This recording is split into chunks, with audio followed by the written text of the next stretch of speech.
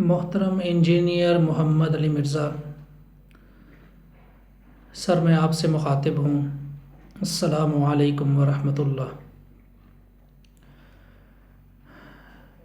محترم، آپ کے جو پمفلٹ ہے 5B، اس کے شروع میں سر آپ نے یہ لکھا ہے کہ تاریخ کی جھوٹی، بے سند اور ضعیف الاسناد روایات سے محفوظ، یعنی کہ تاریخ کو آپ نے ایک طرف رکھ دیا ہے، اور اس میں آپ کا یہ دعویٰ ہے کہ آپ اس میں نہ تو تاریخ کی کوئی بات لے کر آئے ہیں اور نہ ضعیف الاسناد روایات کو آپ نے اس میں شامل کی ہیں۔ تو سر،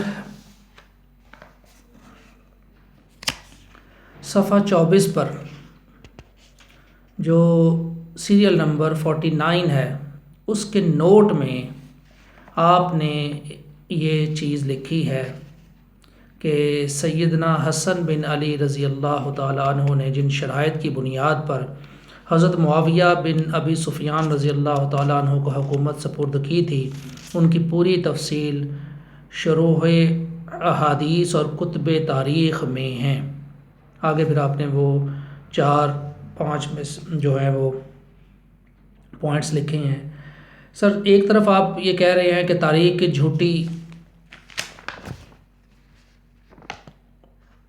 اور ضعیف الاسناد بے سند روایات، تاریخ کو آپ نے جھوٹا کہا ہے، تو دوسری طرف آپ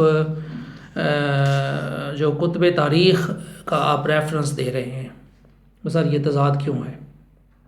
اس تضاد کو ہم جو پڑھنے والے ہیں وہ کیا سمجھیں کہ آپ اس سے کیا ثابت کرنا چاہ رہے ہیں؟ اسی حوالے سے ایک نوٹ ہے جو کہ سیریل نمبر 45 کے تحت ہے، صفحہ 23 پر۔ اس میں سر آپ نے علامہ جلال الدین سیوطی کا ریفرنس دیا ہے، اور ان کی تاریخ الخلفاء السیوطی باب عمر بن عبدالعزیز کا آپ نے ریفرنس دیا ہے۔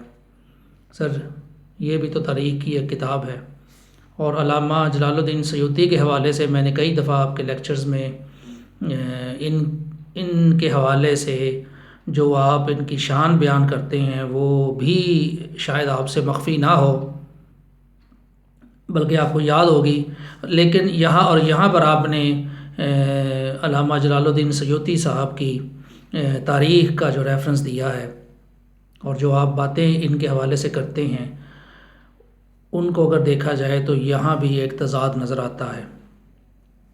یہ سر، یہاں پر جو دو سوال ہیں وہ یہی ہے کہ آپ نے یہ تاریخ کی جھوٹی روایات کو یکسر مسترد کیا، لیکن پھر آپ نے دو جگہ پر یہ نوٹ لکھے ہیں، تو سر اس کو آپ کیا کہیں گے؟ کیا یہ کھلا تضاد نہیں ہے؟ امید ہے کہ آپ اس حوالے سے کوئی کلیریفیکیشن ہمیں ضرور دیں گے، اور باقی پھر آپ کے سامنے ہی ہے۔